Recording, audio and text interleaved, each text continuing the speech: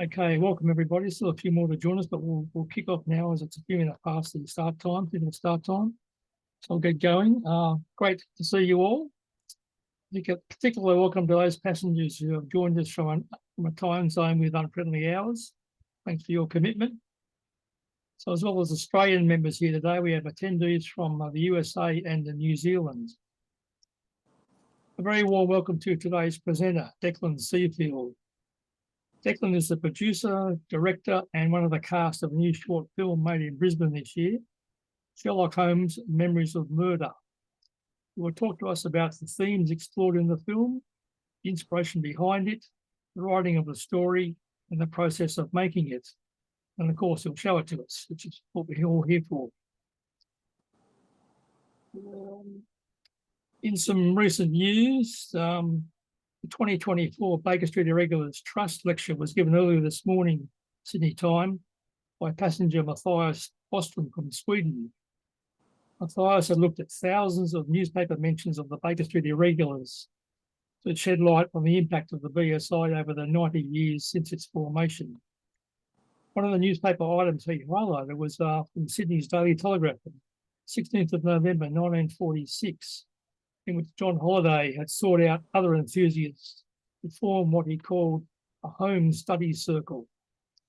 This led to the founding of the Red-Headed League, Australia's first Sherlockian society, which passengers may remember only lasted for one meeting. So it was great to get a mention at this auspicious talk given this morning by Matthias. In some media news, the Watson TV series, starring American actor Morris Chestnut, continues its production, with filming taking place in Vancouver, Canada, and the Pittsburgh, USA, where the series is set. It's currently planned to screen on the CBS network in the US in January 2025. Sherlock and Daughter, with actor David Thewlis in the lead role, and Blue Hunt as the American daughter, is an 8-episode TV series planned to screen sometime in 2025. It was filmed in Dublin and in the Irish countryside. Since our last meeting, Dr. Watson has been added to the cast and will be played by American actor Sean Duggan. It's due to screen in Australia on SBS, so keep an eye out for that one. The status of the third Enola Holmes movie has been updated with news that filming is planned to get underway in early 2025. And Young Sherlock is an 8-episode TV series which commenced filming in the UK in July, starring 26-year-old hero Fiennes Tiffin as Holmes. The cast also includes his uncle Joseph Fiennes, who plays his father, and Colin Firth, who plays an aristocrat. It's set to be shown on Amazon Prime with no release date yet, so another one we'll keep an eye out for. As we also like to do at our meetings, we check out the canonical anniversaries around this date.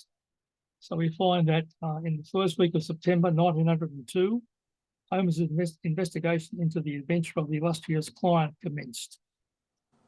In early September 1903, when the members of Professor Presby's family noticed him behaving strangely, and Holmes and Watson were soon becoming involved in the adventure of the creeping man. It was late September 1887 that the case Dr. Watson called the 5 Orange Pips took place. And it was a September evening in an unnamed year that Holmes and Watson accompanied Miss Mary Morstan to the Lyceum Theatre to meet her unknown friend. Just for housekeeping, we are in the sign of 4. And on the 17th of September 1920, Arthur Conan Doyle arrived in Fremantle on the start of his spiritualism tour of Australia and New Zealand. So some good dates around this meeting date, and good to be aware that we're in good company with those other things. Has anybody got any show and tell to show us, new books or videos or something that they might have picked up recently want to talk about? I've got nothing, so if everybody has also got nothing to show, new to show us, we'll move on to our main part of the day, which is Declan's going to give us a bit of a talk about his movie. He'll show us the movie and then we'll come back to answer any questions we have. So thanks, Declan. I'll pass it over to you and take it away. Thank you. Thanks, Bill. Before we start, I actually did want to say I do have some show and tell as well. Okay. I didn't know we were going to do show and tell. Yeah, do your show and tell for sure. But I did in this quarter have the opportunity to go and visit Baker Street in London, which was so exciting, very lovely, and got some of the stuff in the store there. I don't have it on hand with me, but I got some cool like puzzle books and so on. So I haven't started those yet, but I'm very excited to. Yeah. But I'll get started. I'll share my screen. I've put together a presentation. Cool. Can everyone see that? Yeah, that's good, Declan. Awesome. Okay. Well, first of all, I wanted to say thanks everyone for having me along. I've shown this short film in quite a few different areas and so on, but I have to say this is probably the most stressful presentation that I'm going to give of this short film because it's to an actual group of real Sherlock Holmes fans. So I'm very excited, a bit nervous as well. I hope you enjoy the film. Thanks, Declan. We'll go easy on you. Yes, please. So a bit about me. Hello, I'm Declan, 24 years old from Brisbane. Don't know if anyone else on the call is from Brisbane in Australia. Currently, I work in cybersecurity, and some things that I like to do in my spare time include watch movies, dance and perform, including ballet, and also write and direct movies. A bit about my relationship with Sherlock Holmes as well. Growing up, I was a big fan of the Benedict Cumberbatch series. And in later years, I've actually gone back and listened to the original stories through audiobooks as well. And some of the things that appeal to me about Sherlock Holmes are, for example, the compelling mysteries, the great characters and relationships, and also I think just the British aesthetic as well.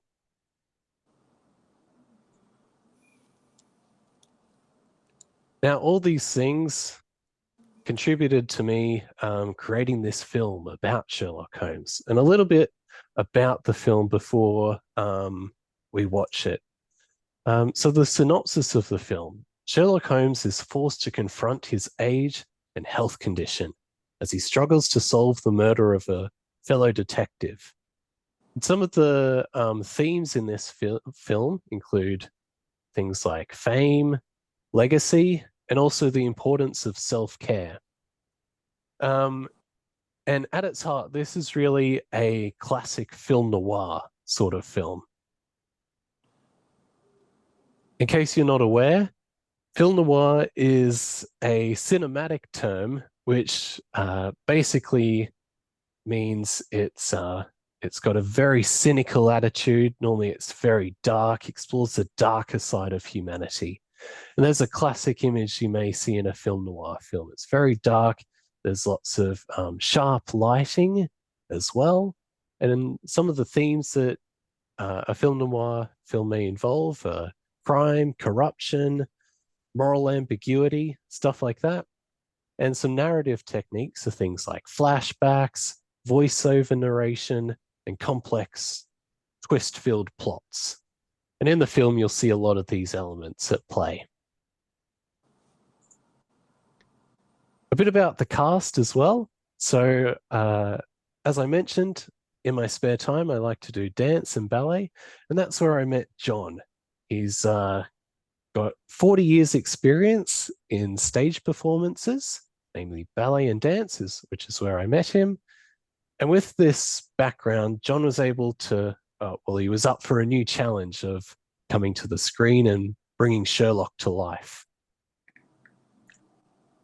We've also got Blake playing Dr. John Watson, and he's been involved in multiple Hollywood productions as an actor in the art department and the second unit.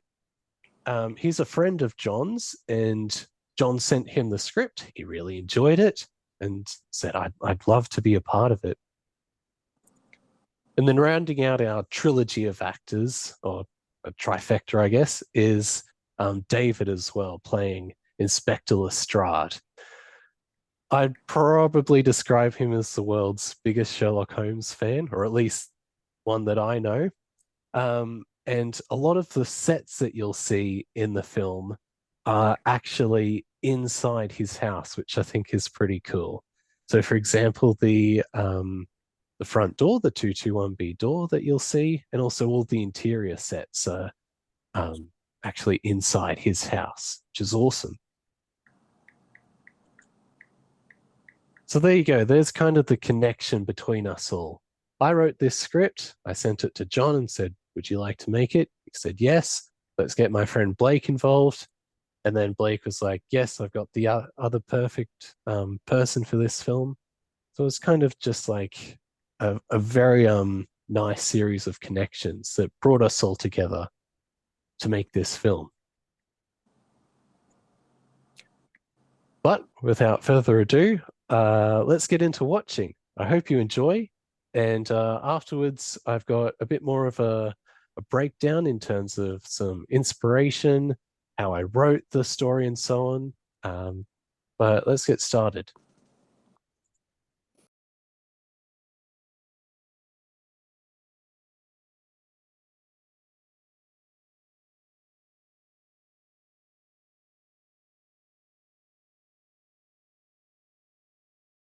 But I hope you enjoyed. It took a long time to make. Does anyone have any questions? Otherwise, I'll get into the further presentation that I've done on my inspiration and so on. Keith has a question, I think. Oh, and Bill? Sorry, I'm just intrigued about the early scenes of the car, because it seems to me on some of the shots that you had a left-hand drive, then you also had a right-hand drive. I think Bill asked this question as well. Ah, And when I initially sent it to him, and I didn't notice this initially, but the reason I think I flipped some of the shots, it's all the same car. It was because I always wanted the car going from left to right on the screen. It just, if it was going backwards and forwards, it made it look a bit disjointed, I guess. I was like, all right, this is just gonna be the sacrifice I'm gonna have to make. But I can always tell the people that are interested in cars based on who asked that question. Does anyone else have any questions? Otherwise, I'll get into the. First thing that springs to mind for me, Declan, is it's a pretty big call to make a Sherlock Holmes film and have Holmes as the murderer. yeah. It's pretty brave. So good, congratulations. Thank you. All right, I'll just go from here. I can't see anyone, but I'm going to assume you're also still here. So plot breakdown.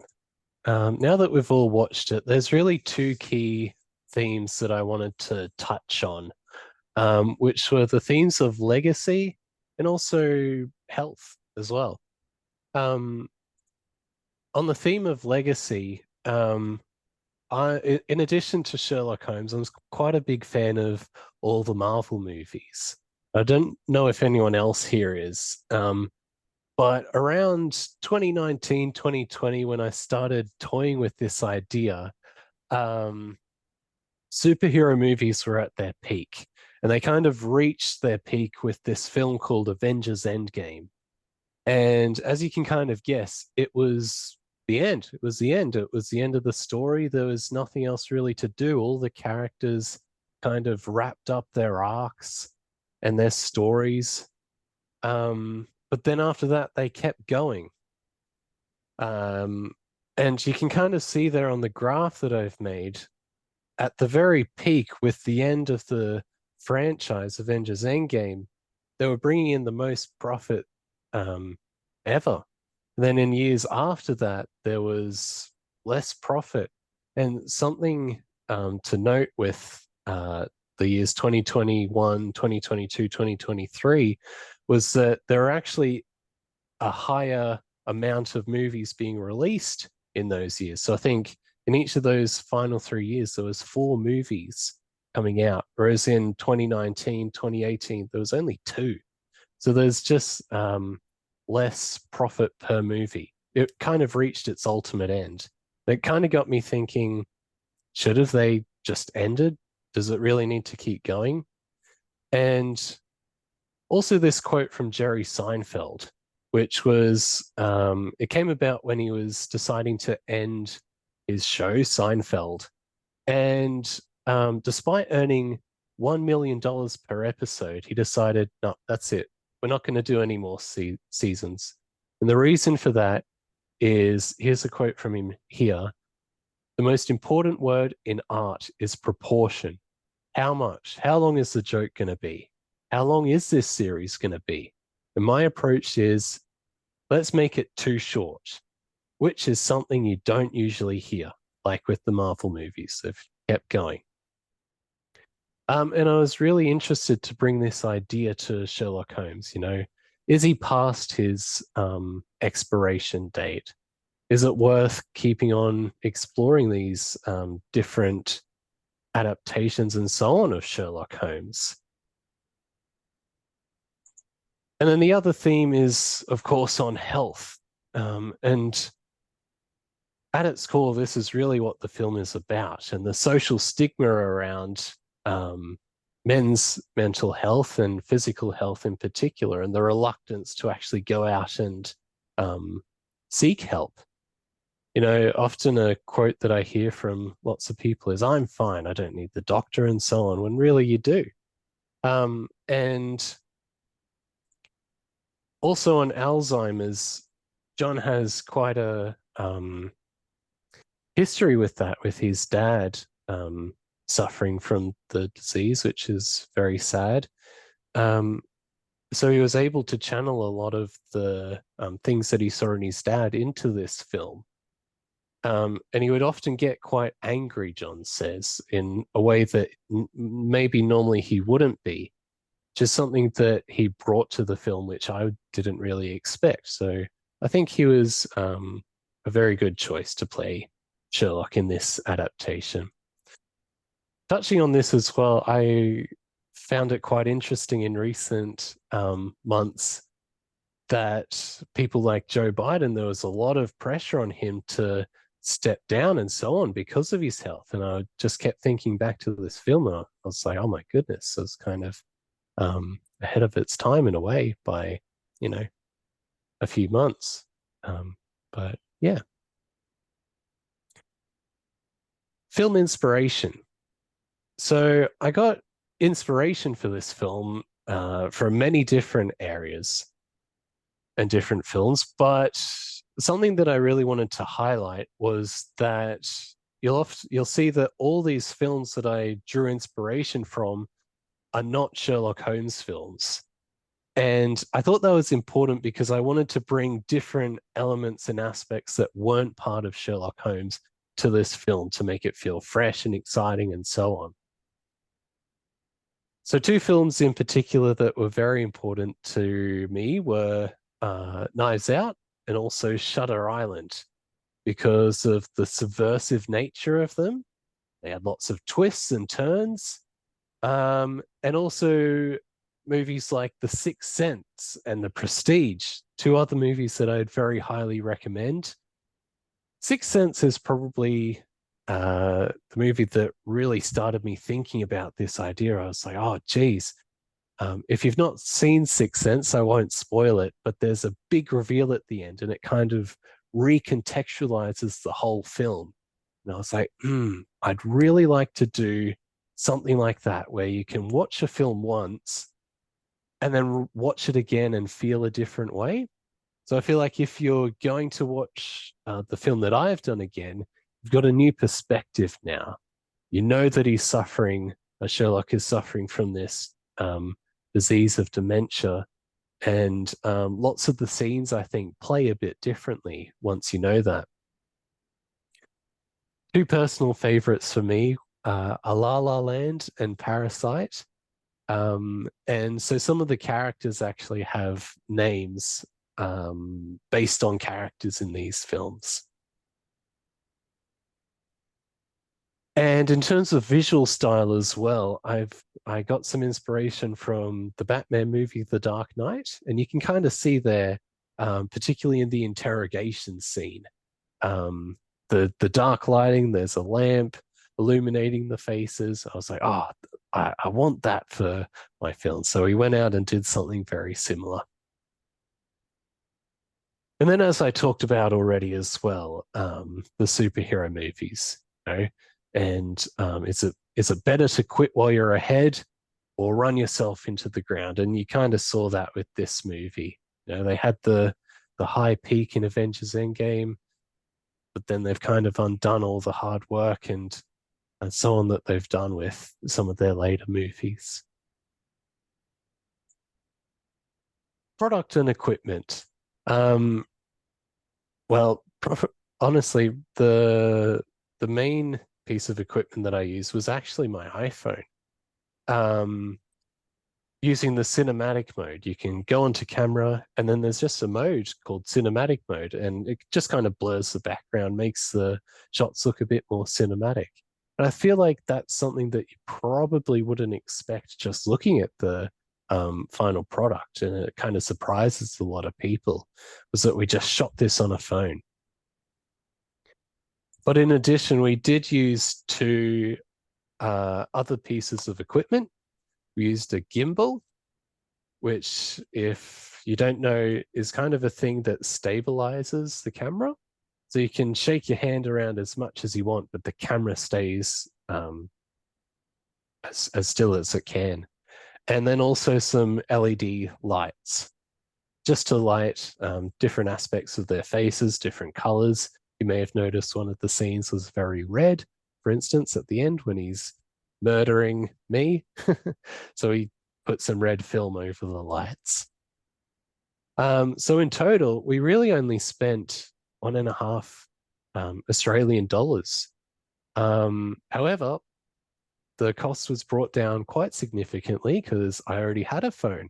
So really, it was only like, what, $200 that we spent on this film, which, given the final product, I'm pretty happy with that. And then in terms of some software that we used, Fade In is a screenwriting software. It's free. And I found that very helpful. There's lots of different additional features on there that I found quite handy.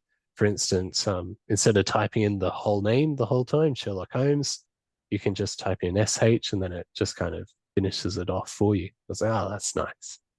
And then editing software, I used a program called Wondershare Filmora.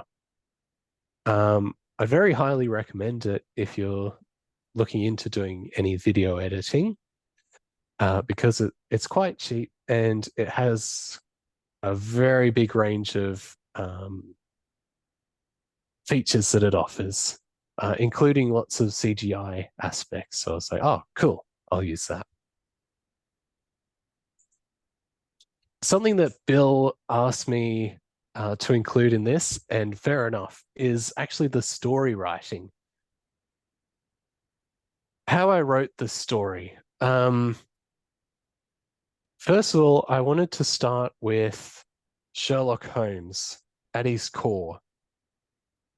And compared to other mystery stories, I think what separates good mystery stories from great mystery stories, if I really want to call our film great, is not just a mystery, but some sort of arc that the characters go on and conflicts that they have in addition to trying to solve the mystery. So I really started with trying to figure out what were an external and internal conflict that Sherlock could struggle with. So the external conflict, as you can probably see, is his struggling to keep his fame. And an internal conflict, battling internally, is his ignoring his health concerns. And I actually found the original note that I found on my phone, written in 2022, once I'd kind of decided on it, was that Sherlock always just wants one more case. He can't get enough of that fame and doesn't know when to call it quits. Ironically, Sherlock could have kept his fame if he walked away. That was my original note. I was like, all right, that's the seed of the idea. Let's go from there. Once I've got Sherlock's story figured out, I'll move on to the mystery around him. And something that I found particularly helpful is to focus on the who, what, when, where, why, and how of the mystery, and figuring out what aspects I would give to the audience and Sherlock up front, what evidence and clues, when did the murder happen, where, so on. So he knows those things up front, but there's other who, what, when, where, why questions that he has to uncover along the way. Who is the murderer? Why did it happen? How did the murder happen? And so on.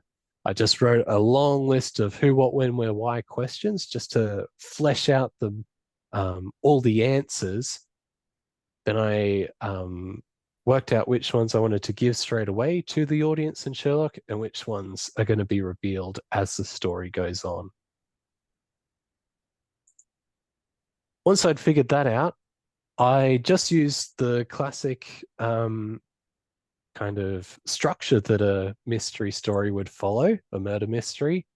Introduction, set the scene, the victims, the suspects, show the crime, the inciting incident, and then the investigation, collecting all the clues, gathering the evidence, interviewing people, and also some red herrings, introduce misleading clues and false leads. So, for instance, the two characters that Sherlock interviews in the story are the biggest red herrings.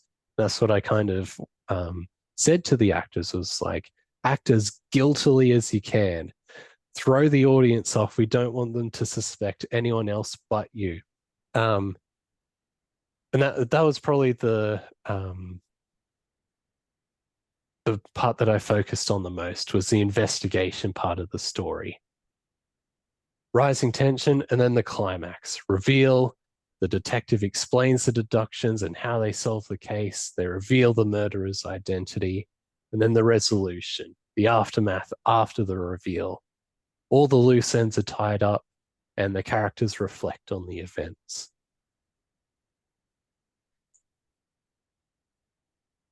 Once I had the general structure, unfortunately, I really like to, and I think the best when I'm driving my car. So I just drive around and think of ideas and be like, oh my goodness, I've got the perfect line of dialogue. And once I got to my destination, I'd open the notes app on my phone and just write it down straight away before I forgot. Maybe a line of dialogue or an idea for a scene and so on. And once my notes app was just filled up with ideas and dialogue, I started to kind of put them into a rough sequence. Maybe this line of dialogue here, this line here, and so on. And once I had that rough structure, I could start trying to fill in the gaps in between all the notes. But that's roughly how I wrote the story and the script. Filmmaking process. As you can probably guess, it takes a long time to make a film. So I had the initial idea in February 2022 and started writing the script in March to June 2022. Left it for a year or so before I came back in June 2023, when I got John and Blake and David on board. and started going through some more refinements. We entered into production, actually filming in October last year. I think in total filming was 2 weekends, so 4 days in total. And then editing from November to May. So how long is that? Like 6-7 months or so? Every night I'd be up, looking at John and Blake's faces. By the end of it, I was sick of seeing their faces every night. It was ingrained into my brain. I'd go to sleep dreaming about John and so on. And finally, we had the release onto YouTube in June 2024. And before that, we actually had a premiere in May at the cinemas. So that was really lovely, having all the cast, lots of family and friends there at the cinemas to watch it all together. But really, I just wanted to put this slide in to show just how long it takes to actually make a film. 2 years and 4 months in total. Going a bit further in detail into each of these sections now. So the initial plot, Sherlock Holmes wasn't mentioned. It was just about a generic detective. I called him Albert. There was no AI device. And it was about a younger detective that was simply just smarter than the aging detective. But I was like, if I'm going to change it to be about Sherlock Holmes, I can't have someone that's actually smarter than him. The only way I saw it would be that an AI device or some sort of machine could actually beat Sherlock Holmes. In the further refinements, then I changed Detective Anderson to Sherlock Holmes. And the reason I did was I felt it would be easier to grab interest if it was based on an existing character. And I also added the AI device because, well, as I mentioned, I felt it was impossible for someone to be actually smarter than Sherlock Holmes. Apart from changing the names, really not much else changed.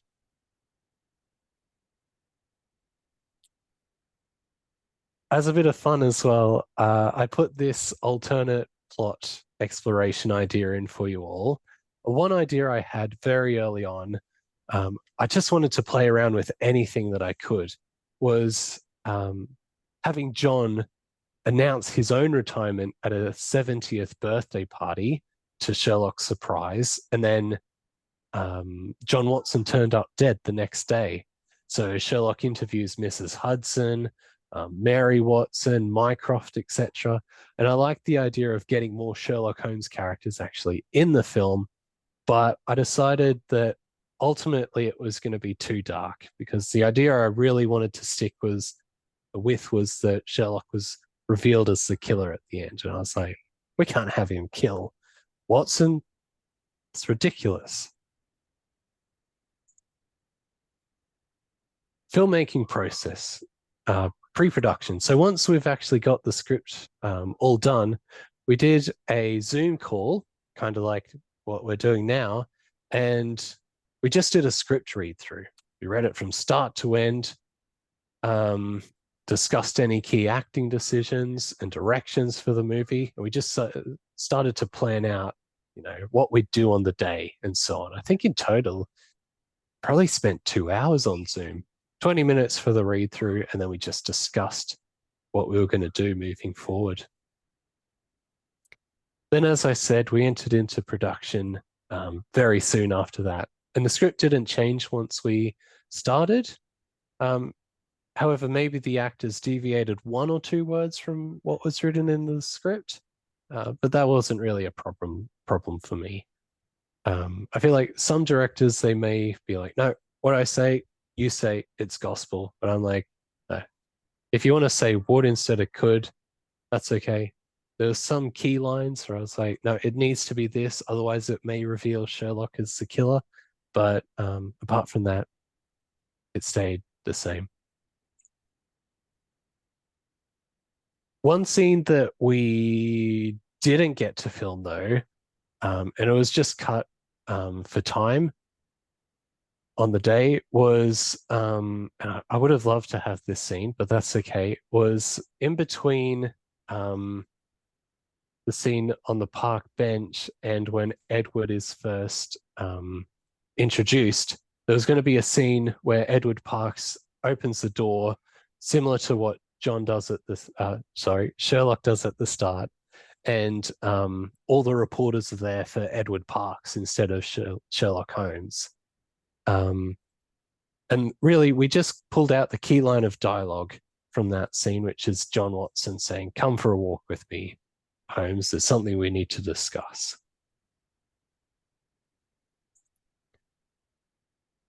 I thought it may be interesting as well to touch on some of the challenges that we faced during production. First of all, there were 23 pages of script to be filmed, but only 4 days to actually shoot, which meant we needed to get 5 minutes of completed footage per day, roughly, to keep on schedule. And as a solution to this, we had to work very quickly and efficiently. And the solution was that the actors were prepared and they knew their lines. We were able to shoot scenes very quickly because John and Blake and so on could recite their lines all in one take. As a fun fact, it took 6 hours of footage in total that we shot over the 4 days, but only 20 minutes of video, which is like 5% of what actually made the final cut. Another thing was that, as I kind of mentioned before we watched the film, all the sets that you see in the movie are actually interior sets. They're inside David's house. So, for instance, you can see there the 221B exterior set was actually built inside. And I was like, oh, geez, how are we going to make it look like it's actually outside? And the solution that I found was that we kind of cheated the shot. And lots of elements from the reverse shot also appear in the shot that's inside. So, for instance, you can see the microphone hands are both in the reverse shots, and also Sherlock himself. So that just kind of helped blend the two shots together. They were filmed in completely different locations on completely different days. But using elements like that helped cheat the shot and stitch it together. In the edit bay, when I was editing this together, I breathed the biggest sigh of relief when I watched the first initial draft. I was like, oh my goodness, thank goodness it works. You know, I feel like no one knows unless I tell them that it was two completely different locations. Third challenge, a big one for me, was how do we keep the plot twist satisfying for an audience? And the answer to that was just foreshadowing, laying as many clues as we can, making them subtle and so on, so that when the reveal is revealed at the end, it's satisfying for the audience, and there's enough clues that you're like, oh, you know, it all makes sense. So, you know, we wanted to, a big thing for me was when we were filming, keeping the murder weapon in shot as much as possible, the cane. So you can see that there on the left. And then also dialogue, such as, initially it's a throwaway line, is that Lestrade asks Sherlock, where is Watson? And he says, I forget. And when you initially watch it, it may seem like a joke, but later on it's kind of revealed to be, reveal a lot of evidence. And also lines of dialogue like, fame and jealousy are tremendous motivators. Sherlock's initially pointing that at one of the other characters, but he really should be pointing it at himself. You know, that's his motive. Another fun fact is, like a minute into the film, there's actually a newspaper article that flashes up. And if you actually pause the video and read the article, it says right there at the bottom, Sherlock Holmes is suffering from dementia. He keeps on denying the rumors and so on. So the clues are there all along. Fourth challenge, final challenge was I was really worried. I was like, how are we going to keep the Sherlock Holmes fans happy? Now, I'm a fan. I'm pretty happy. I'm very happy with the script and so on that we've done, but I wanted other Sherlock Holmes fans to be happy as well. And the solution to that was to bring David on board. Now, he's a Sherlock Holmes expert, and he was able to provide inputs into the script before we shot, and also provide a lot of the costumes and accurate screen props like that. So I was like, oh, okay. And he was on set every day as well. So he'd be like, I remember one thing that he said on the final day. He was like, John is Sherlock Holmes.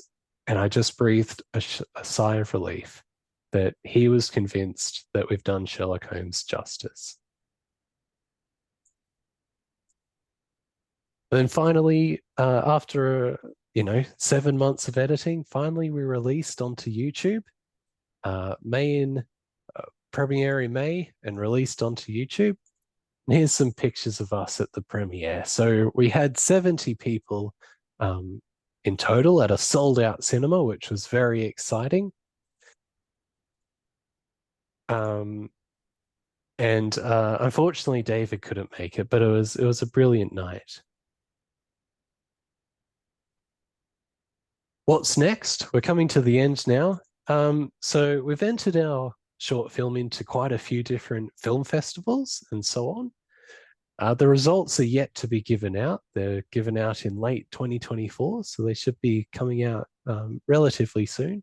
There's some of the festivals we've entered there, including several others. I think we've entered 12 in total. So hopefully we do well with those. But more importantly, it was just to make the Sherlock Holmes fans happy and so on, and make something for ourselves. I also wanted to say congratulations to John as well. We got a message shortly after we released on YouTube from a gentleman in America saying that John has made the official list of Sherlock Holmes performers, the A to Z list, as entry 9,384. So you can actually look up this list. It's online, alphabetical order, and John's in there.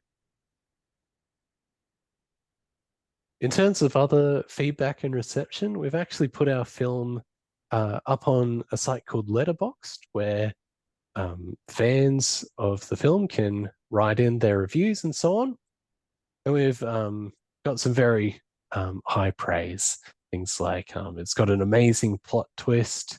It's the most beautiful thing I've ever laid eyes on. I'm sure Tom is maybe exaggerating there, but that's very kind of him to say. That's the end of my presentation. I'll open the floor up to any questions or answers. But more than anything, I just wanted to say thank you again for having me along. I hope you enjoyed. It's been a real joy to be here. Yeah, I'll open the floor up now. Keith, go ahead. Yeah, thanks. I thought it was a great movie. Thanks very much indeed. I'm intrigued to see, Declan, that you're also involved with Men's Information and Support Association. Has any of that work been reflected in the movie? I think so. That's a issue that's quite important to me, you know. And as you say, yeah, I have been involved in lots of men's mental health stuff in the past. And you can kind of see that in the film. That's something that Sherlock is dealing with, and he kind of comes to terms with by the end. And if anyone can watch the film and be like, you know, maybe I should, you know, go to the doctor or get that checked out or seek some help, that would be lovely, you know. that's something that I've had to deal with in the past as well. So it's quite a personal story for me. But yeah, I would say that that's definitely a part of this film.